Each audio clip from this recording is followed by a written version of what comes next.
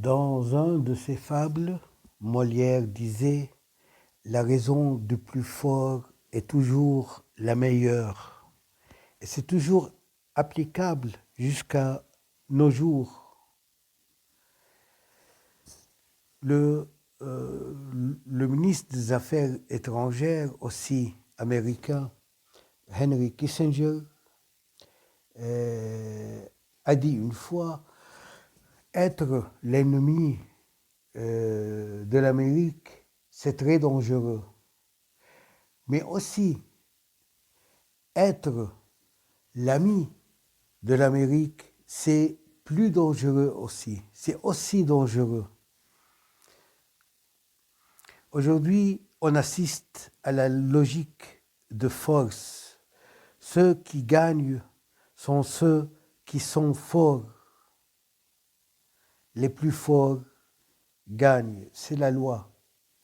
C'est pourquoi un philosophe allemand a dit que la souveraineté est toujours une exception. C'est-à-dire, assurer la souveraineté nécessite l'exception des règles et des droits internationaux. Au fait, les deux parties, l'Amérique et le Venezuela, ont tort. Le Venezuela, en général, l'Amérique latine, a beaucoup enduré avec le capitalisme sauvage américain. Et elle a juré jamais travailler avec les Américains. C'est pourquoi l'Amérique latine a préféré l'amitié de la Chine, de la Russie.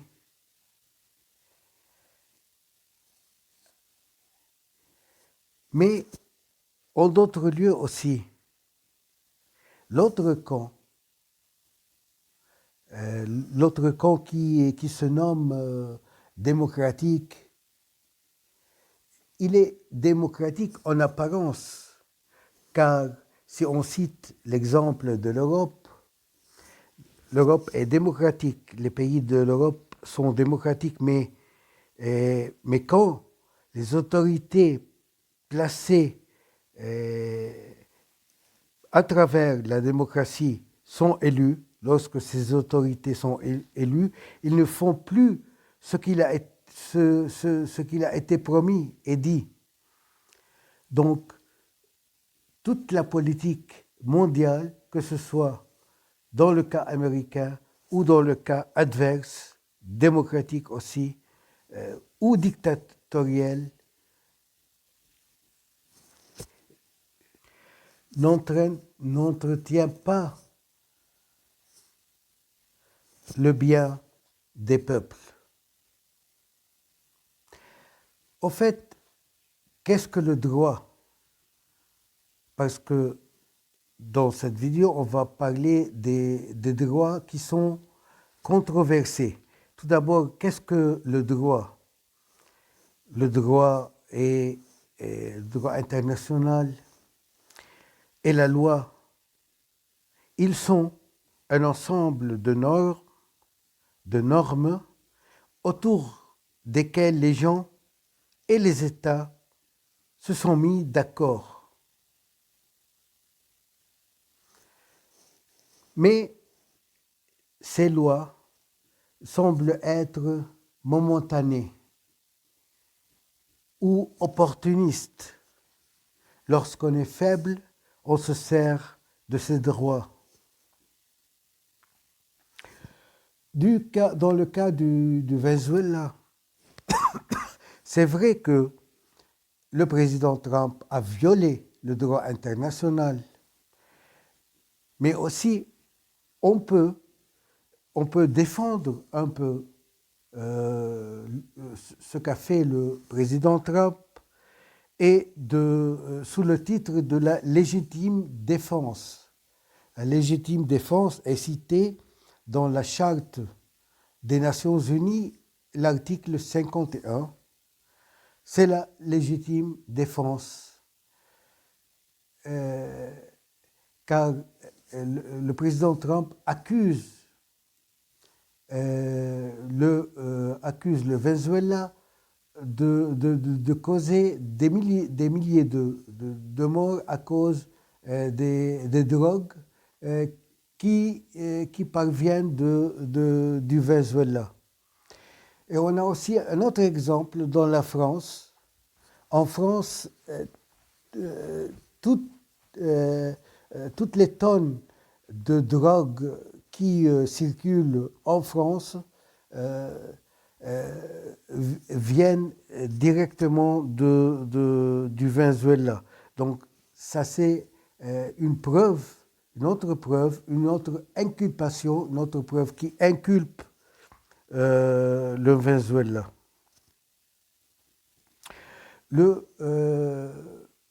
Parlons un peu des détails de la discorde entre l'Amérique et le Venezuela concernant le pétrole.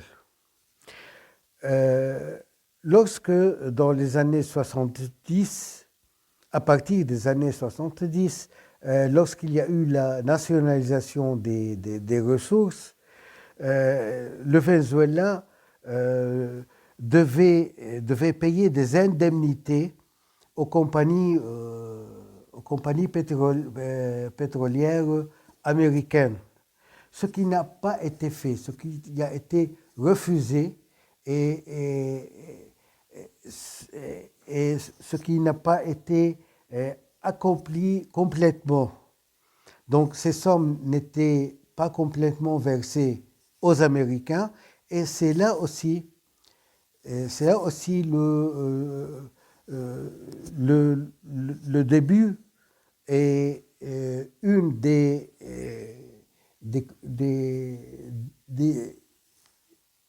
des points de la discordance entre ces deux pays.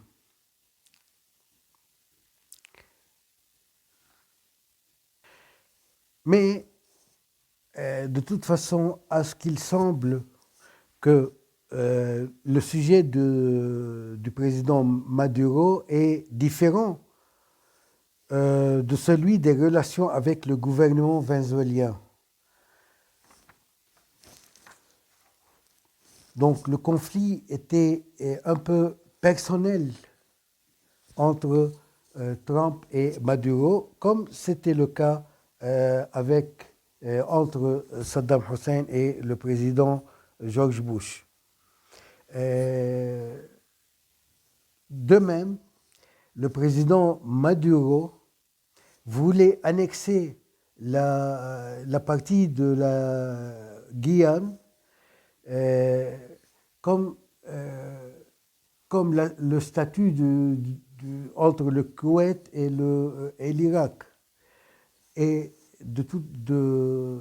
c'est clair que l'Amérique n'acceptera jamais cette proposition.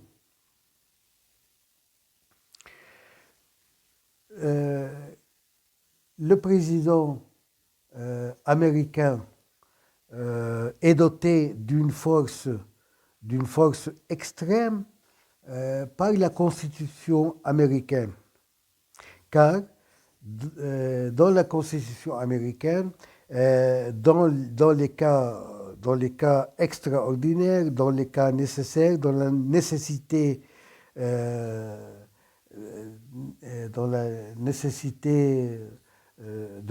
concernant la sécurité nationale de l'Amérique, le président peut exécuter sa propre décision et peut prendre une décision personnelle, mais cette décision sera confirmée plus tard par la Cour suprême en Amérique. Et par le fait du hasard, c'est Trump lui-même qui domine cette Cour suprême. D'autre part, on peut parler d'une double figure de l'administration américaine.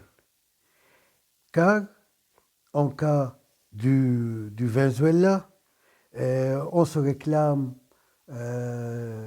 le droit légitime de protéger l'Amérique, de protéger un territoire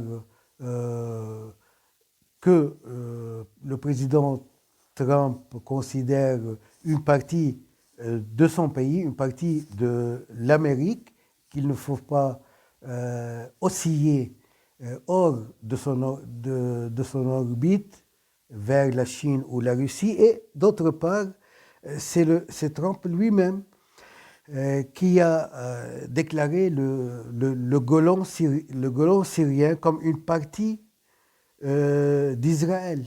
Donc ici, il viole l'histoire, il viole